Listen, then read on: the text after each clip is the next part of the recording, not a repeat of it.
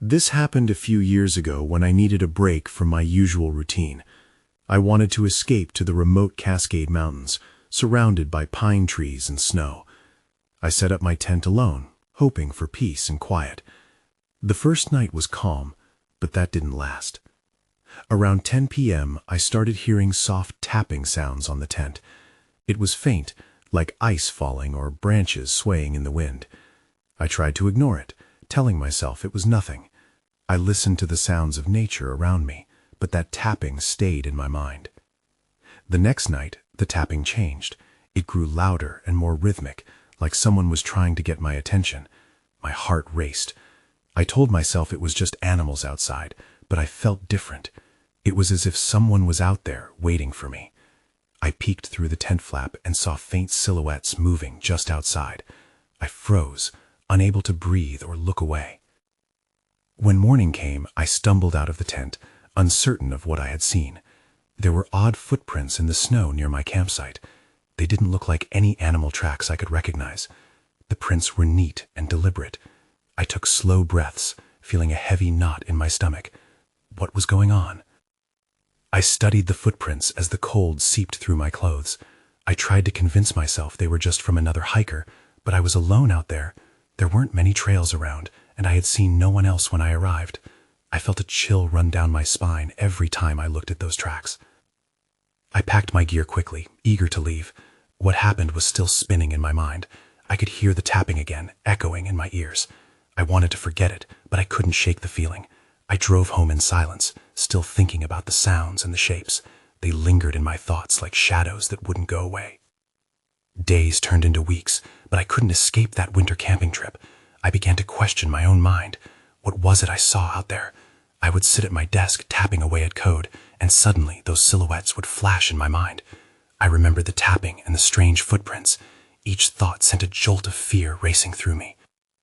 I even started avoiding the outdoors, afraid of what I might find. I knew I couldn't explain everything that happened. Was it my imagination, or was something really out there with me? Those questions haunted me. I sometimes lay awake at night, wondering if I could have done something differently. I still think about those events. I try to convince myself it wasn't real, but then I remember the fear creeping up my spine. What or who was out there with me? The thought chilled me more than anything. I know I'll never find those answers.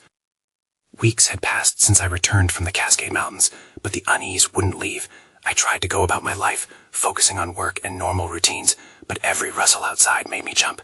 Friends invited me out, suggesting hiking trips or camping adventures, but I always found an excuse. I felt trapped in my own mind, like I was chasing shadows that wouldn't let go. One evening, I decided I needed to talk about what happened. It was a small group of friends at a local bar, and I mentioned my experience. As I recounted the tapping and the footprints, I watched their faces twist from amusement to concern. When I finished, Nathan, an old college buddy with a penchant for the outdoors, leaned in close. "Did you check to see if anything was following you?" he asked. His question sent a chill through me. I hadn't even thought of that. My heart raced when I realized I might have overlooked something. I pulled out my phone and searched for stories about strange occurrences in that area. What I found left me uneasy. There were whispers of lost hikers and strange sightings in the Cascade Mountains, tales of those who disappeared, only to return with blank stares. "Maybe you just need to go back," Nathan suggested, chuckling. "Confront their fear." I shot him a glare. "You can't be serious." But the idea clung to my thoughts. If I returned, maybe I could find answers. I tossed and turned that night, the tapping echoing in my mind once more. The thought of heading back both terrified and intrigued me. Days slipped by, but the pull toward the mountains grew stronger. Finally, I made the decision. I packed my gear, telling myself it was just for closure. I was going to face whatever haunted me. I drove up to the mountains, the familiar road winding through the pines. As I parked my car, all those familiar feelings rushed back, filling me with dread. I set up my tent in the same clearing from before. It felt eerie, like stepping into a memory. I told myself I was prepared for anything. Night fell quickly, and the silence settled in, wrapping around me. I sat inside, staring at the walls of the tent, waiting for something to happen. Then at 10 p.m., it began. The tapping started once again, soft, then turning firm, almost demanding. My heart pounded in my chest. I didn't want to look, but I had to know if I was losing my mind or if something awaited me outside. I took a deep breath and unzipped the tent flap. Moonlight spilled in, illuminating the snowy ground. That's when I saw it. A single footprint in the snow, fresh and untouched, right outside my tent. The air felt thick, and my breath caught in my throat. I knew I wasn't alone. Before I could gather my thoughts, I heard it again. A voice, faint but clear. There was someone out there in the dark. I could feel the panic rising. I needed to decide what to do next, but I couldn't move. The sound called me closer, wrapping around me like a vine, tightening its grip. I could barely breathe as the voice drifted through the trees. It wasn't loud, but it felt like a rope pulling me. The hair on my neck stood on end. I scanned the darkness, desperation clawing at my insides. I wanted to ignore it and retreat back into the safety of my tent, but the curiosity bubbled up. What if there was someone out there who needed help? I unzipped the tent completely, heart racing. The cold air hit me, biting against my skin. I stepped out, feeling the crunch of snow beneath my boots. The moonlight painted everything in silver, making my surroundings eerily beautiful. The forest loomed around me, silent yet expectant. "Hello?" I called, my voice shaking slightly. Then I heard it again, the voice, this time clearer. "Help me." It echoed faintly, but in the stillness of the night it sounded desperate. I hesitated for a moment, torn between fear and an instinct to help. "Where are you?" I shouted, trying to sound braver than I felt. No response, just the soft rustling of branches in the wind. I gripped my flashlight, the beam cutting through the darkness. I couldn't just stay here. I stepped forward into the woods, scanning the perimeter. Each shadow felt like it was watching me. "Where are you?" I called again, my voice weaker this time. The voice had gone silent. Then I saw it, a shimmer in the distance, like something glistening between the trees. I moved toward it, my pulse quickening with every step. As I got closer, my heart sank. It was a small, ragged piece of fabric stuck on a branch, pale against the dark bark. It looked old and worn, but it was the same color as a jacket I had seen in missing person reports related to this area. Panic crept in again. Had I really come back here just to find remnants of something sinister? I turned away from the fabric, forcing myself to breathe deeply, to think. Maybe I was losing it. Maybe this was all in my head. But just as I decided to head back, I heard the voice again. "Help me," it whispered, more urgently now. My breath hitched. This time it sounded closer, more real. Was it a trick of my mind or something more? I could feel dread pooling in my stomach as I followed it, the beam of my flashlight dancing across the ground. After a few steps, I stumbled across another footprint in the snow, one larger and deeper than the first. My instincts screamed at me to run, but I stayed rooted, caught in the mix of fear and intrigue. "What do you want?" I shouted, knowing I sounded frantic. There was no answer. Then something shifted in the shadows behind me, and I turned, flashlight trembling in my grip. The cold evening air turned icy. I might have imagined it, but it felt like eyes were staring back at me from the dark.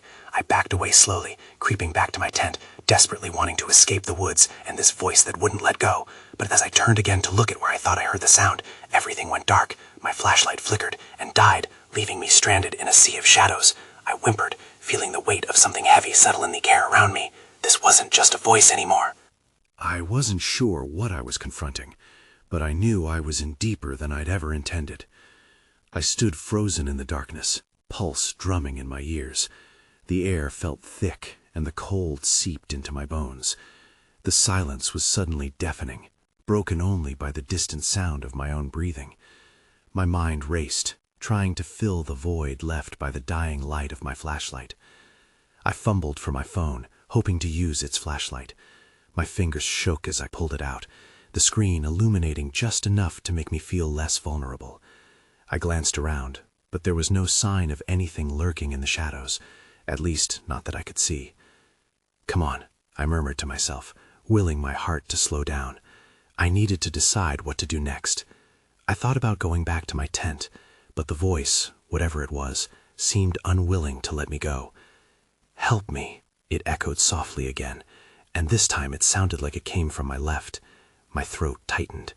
I turned slowly, aiming the beam of my phone toward the source. There it was again, a flash of movement. My breath caught as I took a cautious step closer. Pushing the fear aside, I called out, "Who are you? What do you need?" A figure materialized, half hidden behind the trunks of the trees. I squinted, desperately trying to make sense of what I was seeing. It looked like a person, but their features were obscured by the shadows. I was paralyzed, a mix of dread and intrigue overwhelming me. "Please, help me," they rasped, the urgency making my heart skip a beat. I couldn't discern any details, no color, no clear shape, just a shadow among shadows. "Are you hurt?" I shouted, my voice trembling. It took a step forward, and my instinct surged again, telling me to run. Yet I was rooted to the spot. Fear was gnawing at me, but so was the need to understand. "I can't," it whimpered. "You have to save me before." Something shifted in the underbrush to my right, snapping me from my thoughts. I spun around, my heart racing again. The night felt alive. The trees rustled ominously, and the darkness closed in tighter. I felt a presence, something watching me, waiting. "Who's there?" I shouted, my voice rising now. There was no response, just a hollow silence, and I imagined it. "Please," the figure pleaded again, pulling my gaze back. Something in its tone struck me. I could sense panic, but there was also something chillingly familiar. "Wait," I took a step toward the figure, trying to reach out to it. "What do you mean before? Before what?" But the figure turned, gliding back into the shadows. It vanished before I could take another step. The forest was silent once more, but the weight of dread settled heavily on my chest. I swallowed hard. Then my phone buzzed in my hand. I glanced down, startled. An unknown number was calling. My heart raced as I answered, uncertainty gnawing at my mind. "Hello," I said, my voice barely above a whisper. A familiar voice greeted me, hoarse and shaky. "You shouldn't have gone out there," it whispered urgently. "You need to come back now." The hairs on my arms stood up as realization dawned. How did they know? Who was on the other end? I backed away from the edge of the woods, feeling the urgency of the moment pressing down on me. I needed answers, but that voice, or whatever was out there, felt like it was calling me back, calling me deeper. And I wasn't sure if I was ready for whatever was waiting for me in the dark. I took a deep breath, trying to steady my racing heart. The sensation of eyes on me wasn't just uncomfortable, it was suffocating. I glanced back toward the tree line. Nothing. I needed to move, but to go back into the woods was like diving into a freezing lake. "Who are you?" I said into the phone, my voice steadier now, but laced with confusion. "What do you want from me?"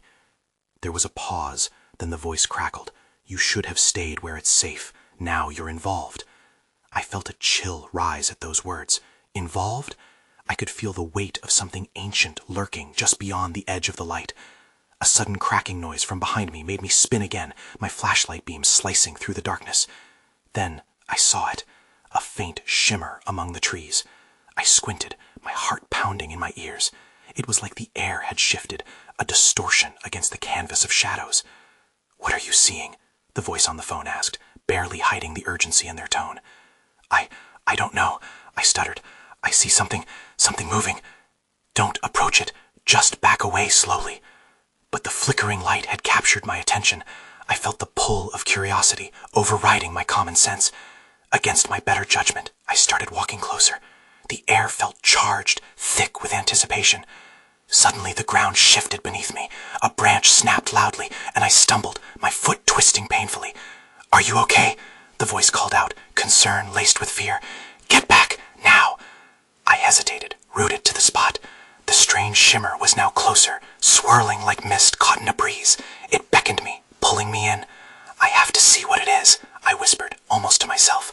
But as I stepped forward, the shimmer coalesced into the form of a hand, pale, almost translucent, reaching through the darkness. In that instant, a low growl resonated from the depths of the woods. It wasn't just a sound, it was a warning. I snapped back to reality, fueled by instinct and adrenaline. "I'm coming back," I shouted, turning away from the apparition and sprinting back toward the trail I had come from. The uneven ground was unforgiving, every twist and turn in the path making me cringe with each step. Gripping my phone, I ran until I felt the cool, familiar texture of the tent fabric brush against my fingers. "Get inside, now," the voice yelled, panic brimming. Without thinking, I dove into the tent, zipping it shut behind me. The silence inside was a relief, but it didn't last long. A faint scratching sound began at the door, rhythmic and deliberate. My blood ran cold. "What's happening?" I breathed into the phone. "Stay quiet. It's trying to get in. Just stay silent." I swallowed hard, squeezing the phone so tightly my knuckles turned white. The scratching grew louder, dragging against the fabric. The voice from my phone was still urging me to stay quiet, but panic flared inside me. What was out there? Then it stopped. The silence was deafening. I could hear my pulse in my ears. I held my breath, waiting for the next sound. every second crawling by. And that's when I heard it, a whisper, soft and chilling. "Let me in." I felt frozen in place. The whisper echoed in my ears, reverberating off the walls of the tent like a sinister lullaby. "Let me in." It was like the voice carried a weight of years, a history I couldn't understand. My heart raced again, pressing against my ribs. Turn on the flashlight," I whispered into the phone, my voice trembling. "Don't draw attention. It's trying to lure you," the voice replied, urgency sharpening their tone. But what if it was seeking help? What if that presence outside meant no harm? Those thoughts sent a jolt of confusion racing through me. I pressed my back against the tent wall, trying to make myself as small as possible. The scratching resumed, this time higher up, moving across the top of the tent. "Please," the whisper was softer now, almost pleading. "Help me. Just let me in." "Who are you?" I shouted, clutching the phone like a lifeline. "What do you want?" Silence answered me, thick and oppressive. The moment stretched, but then the scratching began again, now joined by an odd sound, a low humming, as if something tried to harmonize with my fear. It was like music, eerie and twisted. "Don't listen to it," the voice shot back. "You have to stay quiet. It's trying to trick you." I didn't know what to believe. The shadows outside were shifting, a disturbance in the moonlight, twisted shapes. I felt the urge to peek outside, but the last thing I wanted was to lose my only protection. Suddenly, I remembered the little pocket knife tucked into my backpack. It wasn't much, but it gave me a sliver of reassurance. I fumbled to unzip my pack without making too much noise, my hands trembling as they searched blindly through the fabric. That's when I heard it, an unnatural sharp crack, like bones snapping. I flinched as a shadow moved against the tent wall directly in front of me. It was a figure, dark and tall. "What is happening?" I whispered, barely able to form the words. The phone felt heavier in my hand now. "Stay still. I don't know what it is. Just hold on." The scratching stopped once more. The silence was more unnerving than the noise had been. I could feel the presence pressing against the tent. My grip on the knife tightened as I took a breath, trying to stay calm. I was outnumbered, and I thought of the woods surrounding me, dark and wild. Then the shadow moved closer, pressing against the fabric, and I felt a cold draft rush into the tent. I gasped, feeling a presence wash over me like water, heavy, suffocating. I couldn't take it anymore. I undid the zipper, just a crack. "I have to see," I murmured to myself. The moment I did, the whisper rose once more, sharper, more insistent. "Let me in." Then everything shifted. The wind howled, and I could see nothing but darkness, swirling and twisting. The knife slid from my grip, clattering to the ground, forgotten. I froze, waiting for the unknown to take shape. And that's when I saw it, a single, gleaming eye staring back from the darkness, pulsing with an unnatural light. My breath caught in my throat, and I knew then that staying silent was no longer an option. I didn't think, I just acted. Panic surged through me as I yanked the zipper down further, exposing the tent to whatever lurked outside. The eye blinked slowly, acknowledging me with an unsettling awareness. I could barely breathe. The moment stretched, the silence so thick I could hear my heartbeat. Was it truly an eye, or was my mind playing tricks again? The low humming intensified, swirling around me like a dark fog. My instincts screamed at me to hide, to zip up the tent and shut it all out. But that eye held me captive, drawing me in. "Can you see it?" I whispered into the phone, hoping the voice would calm me down. "Don't look at it. Get away from the opening." It was loud now, frantic. I wanted to scream, to shout for it to back off, but the words stuck in my throat. I had to make a decision. In a shaky motion, I pulled my arm back, my heart pounding. But before I could react further, a hand, no, a claw, lunged through the gap I left. It was thin, twisted, gnarled like a branch pulled from the ground. "Quickly, get the flashlight," the voice urged. I scrambled back, scrambling for my backpack, my mind hazy with fear. I finally found the flashlight, my fingers slipping on the device as I fumbled to turn it on. The beam shot out into the night, illuminating the silhouette of the creature. My breath halted. It was more horrid than I imagined, skin stretched tight over bone, with patches of dark fur covering its body. But those eyes were the worst part, two glowing orbs filled with a desperate, hollow hunger. Then I spotted something on the ground beneath the creature, a glint, a metallic object. It was my knife. I nearly lunged for it, but before I could act, the creature's eye flicked toward the light, and a screech erupted from its throat. The sound was a cacophony of fury, almost human but twisted. The tent started to shake as it pressed harder against the fabric, and I felt the poles bend under its weight. "Get out! Run!" the voice screamed. My legs kicked into motion almost instinctively. I dove towards the back of the tent, pushing the fabric aside and spilling out into the open air, but the cold assaulted me. I couldn't think clearly as panic gripped me. Then I noticed something horrifying. The woods weren't as I remembered. Shapes emerged from the darkness, figures moving, distorted silhouettes against the starry sky. Were there more of them? "Where are you?" I stumbled, twirling around in confusion, searching for the voice. But then I heard a low growl behind me. I turned slowly, dread creeping up my spine. The creature was out of the tent, towering over me, its sharp claws still extended. And it was not alone. Now I had to face something worse than just one creature. There was a whole pack of them, eyes glinting in the moonlight, drawn to me. My heart slammed in my chest as if demanding to escape. The phone slipped through my fingers, hitting the ground with a thud. The light flickered out, plunging me into darkness. I had no more protection. That's when it hit me. I had walked into a nightmare, and the only chance I had left was to run. But could I escape?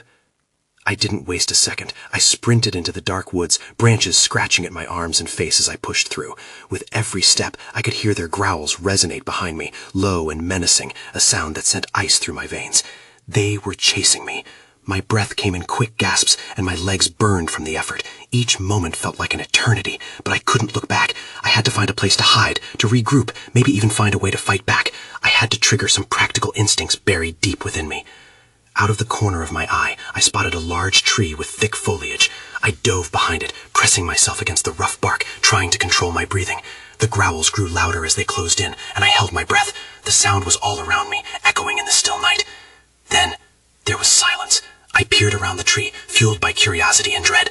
The creatures seemed to be circling, their glowing eyes darting through the brush, scanning for movement.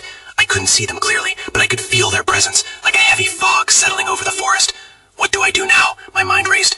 Should I stay hidden or try to escape again? Then a thought struck me, a distraction. If I could keep them occupied, I might slip away unnoticed.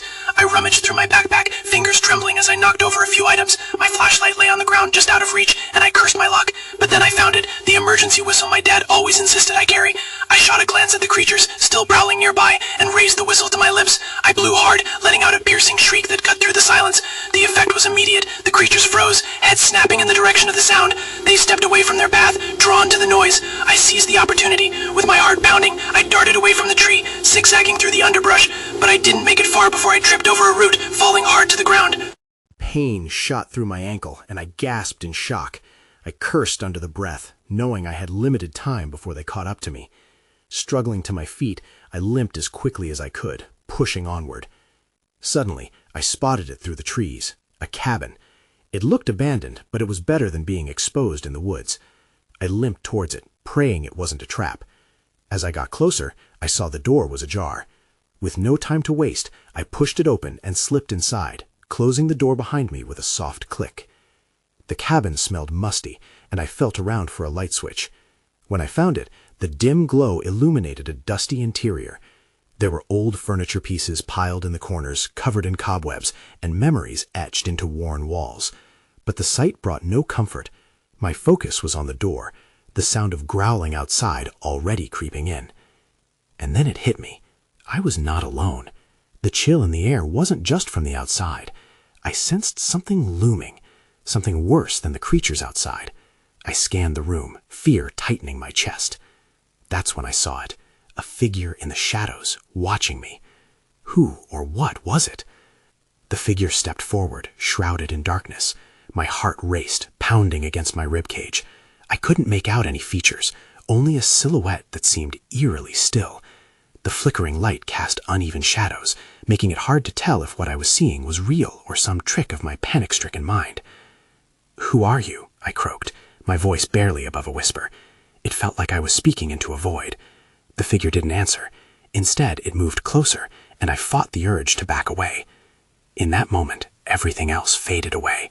The growls outside, the fear of being caught, they all felt distant.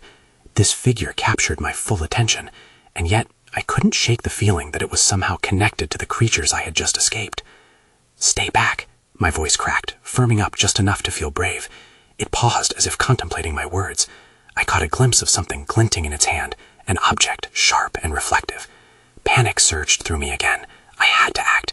I looked around desperately for something to defend myself with. My backpack lay at my feet, but there wasn't much I could use inside. There was a rusted pipe next to the old wood stove, its surface rough and grimy.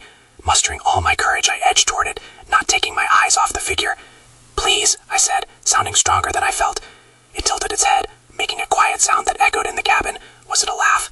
I didn't want to stick around to find out. I grabbed the pipe and felt its weight in my hands. It wasn't much, but it gave me a semblance of control. In that moment of paralysis, the growling intensified outside, and I knew they were getting closer. I glanced at the door, weighing my options. Should I try to escape through the back of the cabin? Would the figure help me? Before I could settle on a plan, the figure stepped further into the light. I gasped, recognizing the ragged, dirt-stained clothes, the wild hair. It was a person, eyes full of shadows, mirroring my fear. They were as lost as I felt. "Come with me, we have to move," they urged suddenly, voice urgent. Without waiting for a reply, they turned and headed toward a door at the back of the cabin. "Wait," I protested. "What about them?" "The creatures? They can't come in here," the person insisted, glancing nervously toward the front door.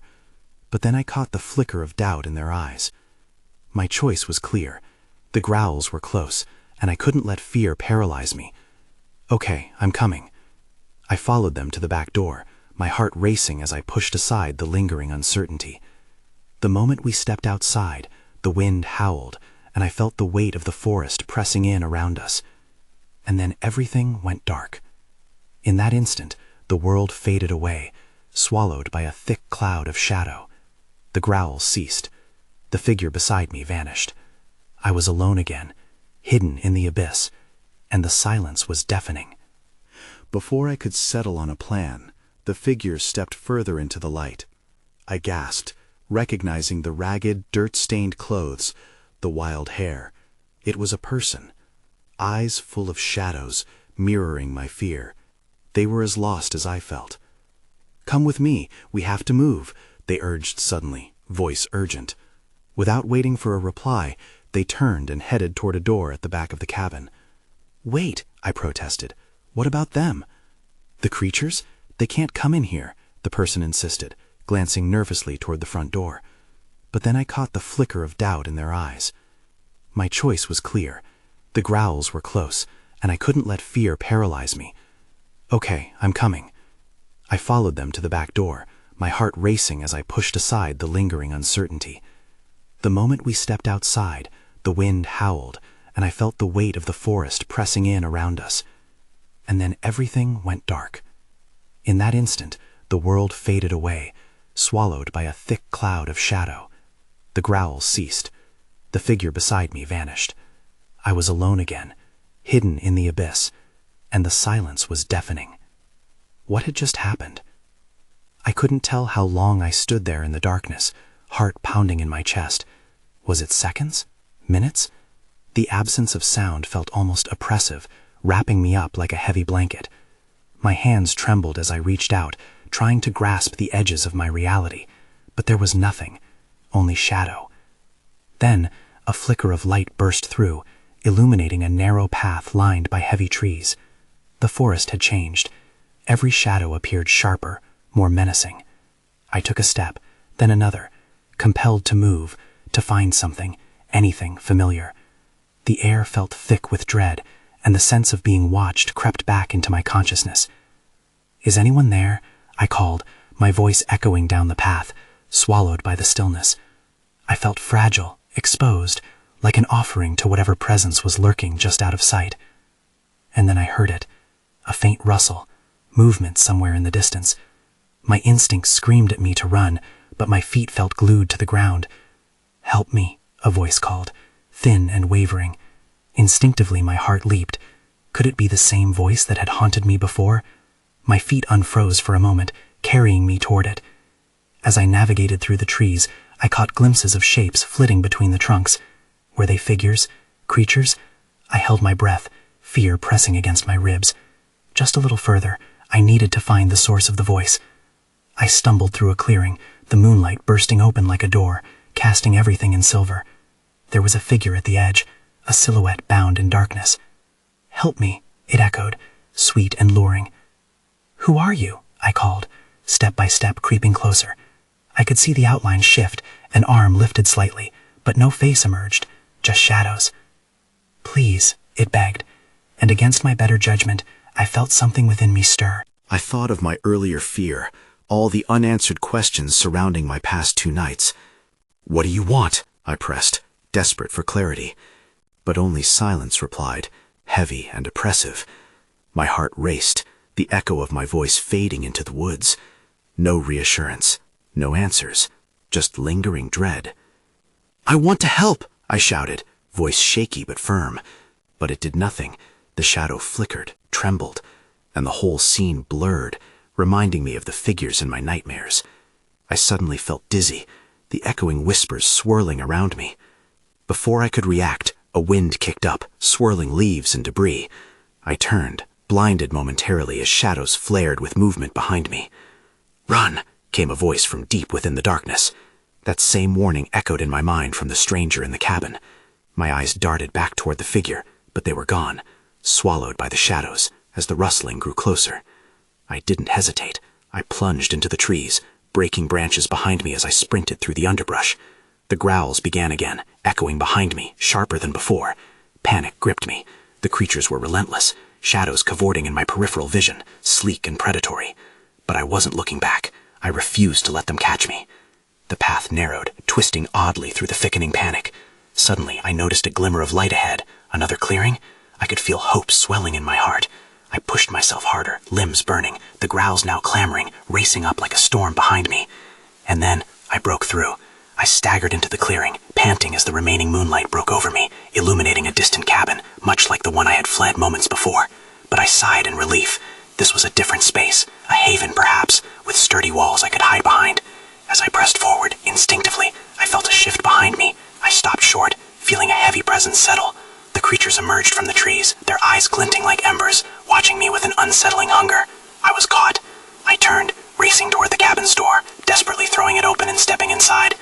"Please don't let this be another trap," I murmured as I slid inside and pulled the door shut. The quickened beats of my heart echoed against the cabin walls as I leaned against the door, breathless. Inside, shadows danced against the sleeping furniture. I fumbled for a light switch, but there was none. I grabbed the kitchen knife from a nearby counter, holding it like a lifeline, taking a deep breath. What was I even supposed to do? Then I heard it, a whimper from somewhere deep within the cabin. I froze. "Help me," it vocalized again and again, in a whimpering tone that tugged in my sanity. I knew that voice. It was the same one I had heard calling to me from the forest. My chest tightened. Ignoring the fear that surged through me, I moved toward the sound. The cabin had small rooms squeezed together, and I stepped mustily into the dim light of a side room. A figure lay bound against a wall, staring at me with wide eyes.